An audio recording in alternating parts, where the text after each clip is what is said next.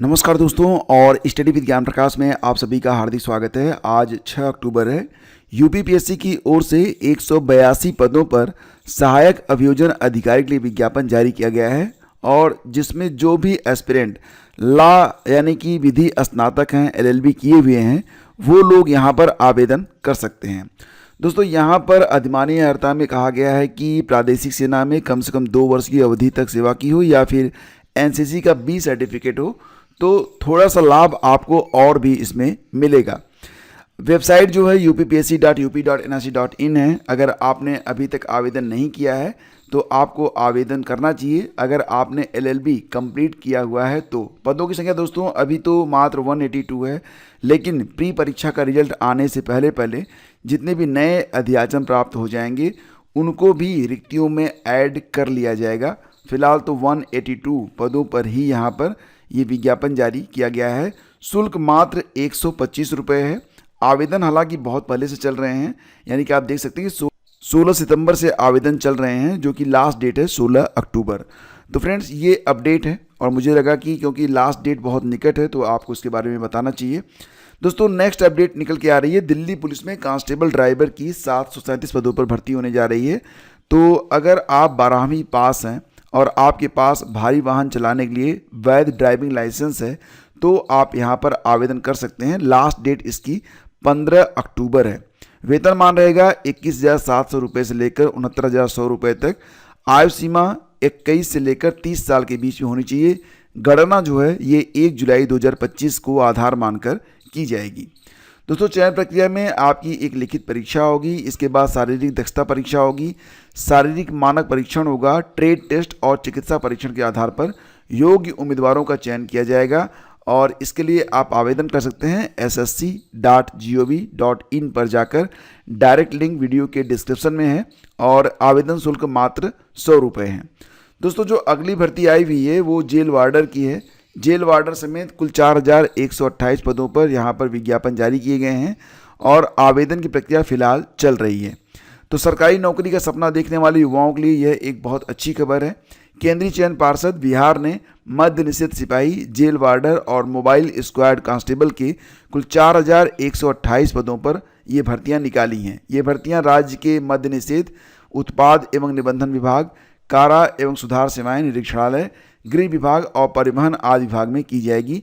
सभी प्रकार के आरक्षण का लाभ बिहार राज्य के मूल निवासियों को दिया जाएगा। 5 नवंबर तक आप आवेदन कर सकते हैं।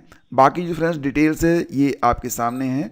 तो कुल पदों की संख्या पुनः 4,128 आपको सूचित कर दें। और इसी के साथ यहाँ पर कौन कौन से लोग आवेदन कर सकते हैं तो उसके बारे में आपको मैं जानकारी यहाँ पर दे देता हूं। जैसे कि फ्रेंड्स इस भर्ती में आवेदन करने के लिए उम्मीदवार का किसी मान्यता प्राप्त बोर्ड या संस्था से 12वीं परीक्षा उत्तीर्ण होना जरूरी है। मोबाइल स्क्वाड कांस्टेबल पद के लिए अभ्यर्थी के पास लाइट या हैवी मोटर वाहन का वैध लाइसेंस होना अनिवार्य है। यानी कि अगर आप 12वीं पास हैं तो आप जेल वार्डर समेत 4,128 पदों पर आवेदन कर सकते हैं। और इसके लिए जो वेबसाइट है वो है csbc.bihar.gov.in। डायरेक्ट लिंक वीडियो के डिस्क्रिप्शन और टेलीग्राम चैनल पर शेयर किया गया है। फ्रेंड्स आगे बढ़ते हैं। अगली भर्ती है अगर आप स्नातक हैं तो आपके लिए यहाँ पर 32 पदों पर विज्ञापन जारी किया गया है राष्ट्रीय कंपनी विधि न्यायाधिकरण के द्वारा, यानी कि NCLT के द्वारा। तो बहुत ही शानदार जॉब है फ्रेंड्स। यहाँ पर 32 पद हैं और इसके तहत स्टेनोग्राफर के 18 और निजी सचिव के 14 पद भरे जाएंगे। स्नातक डिग्री धारक उम्मीदवार ऑनलाइन आवेदन कर सकते हैं। योग्यता है किसी भी संकाय में स्नातक। अंग्रेजी में डिक्टेशन की गति 100 शब्द प्रति मिनट होनी चाहिए। कंप्यूटर पर ट्रांसक्रिप्शन की गति 50 शब्द प्रति मिनट होनी चाहिए। इसके साथ ही 3 वर्ष का अनुभव भी होना चाहिए। 45,000 से 50,000 रुपये वेतनमान रहेगा। न्यूनतम आयु 25 वर्ष होनी चाहिए। आयु सीमा की गणना 8 सितंबर 2025 को आधार मानकर की जाएगी। चयन प्रक्रिया में स्किल टेस्ट, साक्षात्कार और दस्तावेज सत्यापन के आधार पर चयन जो है वो करवाया जाएगा। आवेदन शुल्क किसी भी वर्ग के लिए कोई शुल्क देय नहीं है। दोस्तों आगे बढ़ते हैं, बात करेंगे LT गेट परीक्षा के बारे में। ये परीक्षा आपकी, जैसा कि आप लोग जानते हैं, 2 चरणों में परीक्षा करवाई जाएगी। पहले चरण की परीक्षा का टाइम टेबल जारी हो चुका है जो कि दिसंबर में है। दिसंबर के बाद जो शेष विषय हैं दोस्तों उसके बारे में जानकारी मिल रही है कि परीक्षा जनवरी में करवाई जाएगी, यानी कि जो भी बाकी 9 विषय हैं। तो कुल 15 पदों पर यह विज्ञापन जारी किया गया है, जिसमें 6 पदों के लिए जो परीक्षा है वो दिसंबर में होगी। इसके बाद शेष पदों पर परीक्षा जो है जनवरी में करवाई जाएगी। दोस्तों परीक्षा में प्री की परीक्षा में जीएस और सब्जेक्ट दोनों ही रहेंगे। जीएस से 30 प्रश्न होंगे, सब्जेक्ट से 120 प्रश्न रहेंगे, यानी कि देखा जाए तो जीएस का वेटेज भी काफ़ी अच्छा है। तो फ्रेंड्स जीएस में आपका जो करंट है और जीके है तो उसके लिए आप लोग लगातार तैयारी करिए, बहुत अच्छे से तैयारी करिए, क्योंकि 30 नंबर को आप हल्के में नहीं ले सकते हैं। रही बात दोस्तों करंट अफेयर के बारे में, तो आप चाहें तो ये पीडीएफ ले सकते हैं और इस पीडीएफ में पूरे साल की वार्षिकी को कवर करने का प्रयास किया गया है और बहुत ही शानदार तरीके से कवर भी किया गया है। यहाँ पर दोस्तों मार्केट में मिलने वाली जो पत्रिकाएं होती हैं जिसमें बहुत सारे एक्स्ट्रा पोर्शन होते हैं जिनको पढ़ने से कोई फ़ायदा नहीं होता है, उन चीज़ों को हटाते हुए केवल वही पॉइंट्स रखे गए हैं जो कि आपकी परीक्षा के लिए इंपॉर्टेंट हैं।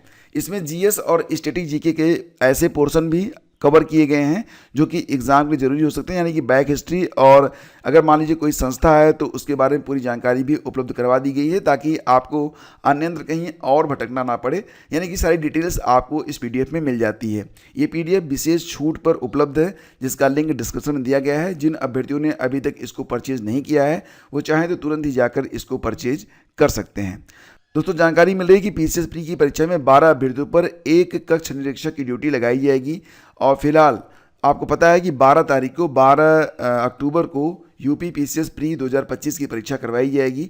उम्मीदवारों को 2 पासपोर्ट साइज की फ़ोटो, वैध पहचान पत्र जैसे कि आधार कार्ड, पैन कार्ड और प्रवेश पत्र के बिना परीक्षा केंद्र में प्रवेश की अनुमति नहीं होगी। ध्यान दीजिएगा, बहुत जरूरी बात, परीक्षा केंद्र पर परीक्षा शुरू होने से 45 मिनट पूर्व प्रवेश जो है वो बंद कर दिया जाएगा। ये बात बहुत ध्यान रखिएगा, यानी कि हर हालत में आपको 8:30 बजे तक अपना एंट्री ले लेना है, इसके बाद आपको एंट्री नहीं मिलेगी। ये बात बहुत ध्यान से आप लोग समझ लीजिए।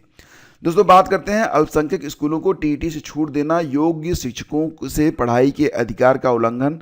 तो जैसा कि आप लोग जानते हैं कि 1 सितंबर को जो आदेश आया था जिसमें सभी अध्यापकों के लिए टीईटी को अनिवार्य बताया गया था और उसको लेकर बहुत बड़ी संख्या में ऐसे टीचर जो टेट पास नहीं हैं फिलहाल काफ़ी परेशान हैं और लगातार केंद्र सरकार से हस्तक्षेप की मांग कर रहे हैं। लेकिन वहीं पर अल्पसंख्यक स्कूलों के बारे में पीठ ने जो ये मामला था उसको बड़ी पीठ में भेज दिया था, लेकिन यहाँ पर एक याचिका दायर की गई है जिसमें ये कहा गया है कि अल्पसंख्यक स्कूलों को आरटीई यानी कि शिक्षा का अधिकार कानून के दायरे से बाहर रखना, वहाँ के शिक्षकों को टीईटी यानी कि शिक्षक पात्रता परीक्षा से छूट देना बच्चों के योग्य शिक्षकों से शिक्षा के अधिकार का उल्लंघन है।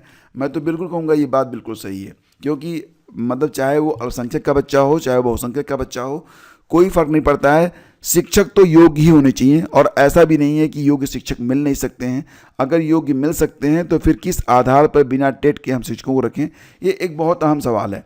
फिलहाल ये बात अल्पसंख्यक स्कूल के शिक्षकों को टीईटी की अनिवार्य योग्यता से बाहर रखने के मामले में सुप्रीम कोर्ट में दाखिल एक हस्तक्षेप अर्जी में कही गई है। अर्जी करता है खेम सिंह भाटी और उन्होंने इस मामले में पक्ष रखने की इजाज़त मांगते हुए कहा कि टीईटी शिक्षा के अधिकार का अहम हिस्सा है। इसका उद्देश्य ये है कि सुनिश्चित करना कि बच्चों की योग्य शिक्षक पढ़ाएं और उन्हें अच्छी शिक्षा प्राप्त हो, इसलिए अल्पसंख्यक स्कूलों को टेट की अनिवार्यता से छूट देना बच्चों के साथ अन्याय है। बिल्कुल इस बात से मैं एग्री करता हूँ। आपकी क्या राय है कमेंट करके बताइएगा। फ्रेंड्स आगे बढ़ते हैं।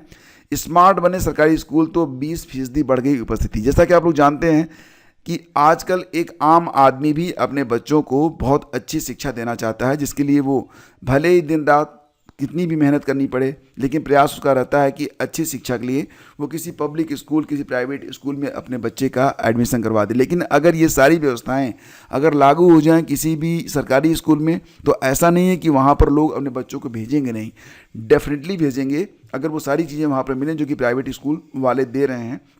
भले के नाम के लिए ही दे रहे हैं, लेकिन अगर दे रहे हैं तो वहाँ पर बिल्कुल आपको बच्चे जो है वो ज़्यादा मिलेंगे। तो वही चीज़ यहाँ पर देखने को मिल रही है कि स्मार्ट बने सरकारी स्कूल तो 20% लखनऊ का मामला है। लखनऊ के प्राइमरी स्कूलों में स्मार्ट कक्षाओं की शुरुआत हुई तो बच्चों की यहाँ पर जो उपस्थिति है वो बढ़ रही है।